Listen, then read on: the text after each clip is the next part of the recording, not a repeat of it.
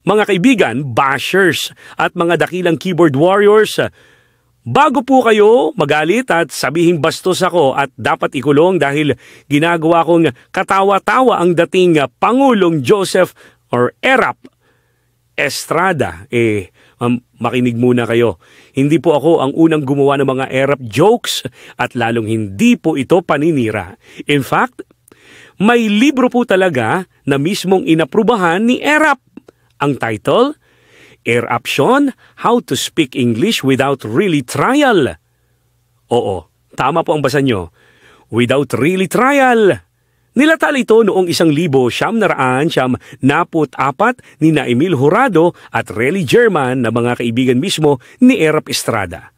At ang mga joke sa loob, ang mga Erapisms na kinatuwaan ng buong bansa. At ito ang twist. Si Erap mismo ay proud pa sa libro. Kaya kung si Erap nga natawa sa sarili niya, bakit kayo galit? Ito, sample jokes mula sa libro. Teacher, use devastation in a sentence. I walked in devastation to go to school. I live near the train station. Speech ni Erap. My countrymen, I came, I saw, and I congressed. Erap on the phone. Wrong number. Okay, I'll call you back. Erap sa restaurant. Waiter, gusto ko ng dessert with lots of sand. Kaya sa mga nagsasabing wala kang respeto, ganito na lang. Kung si Erap mismo marunong tumawa sa sarili niya, siguro tayo rin. Pwedeng tumawa, hindi magalit, hindi ito paninira.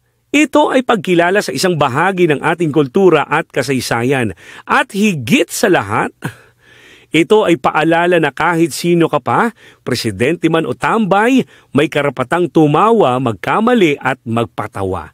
Kaya sa mga bashers, relax lang, wala tayong trial dito. At lalong hindi ako ang original na gumawa nito.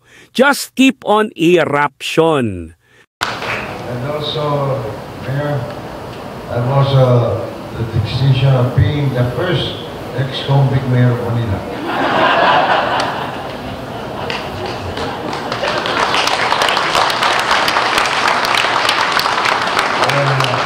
Anyway, I'm in good company because ex-convicts in public service include President Nelson Mandela of South Africa.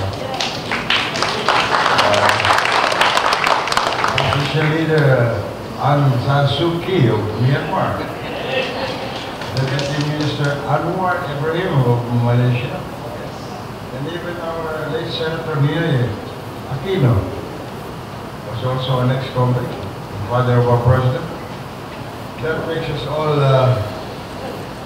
ex-convicts because we are men of conviction.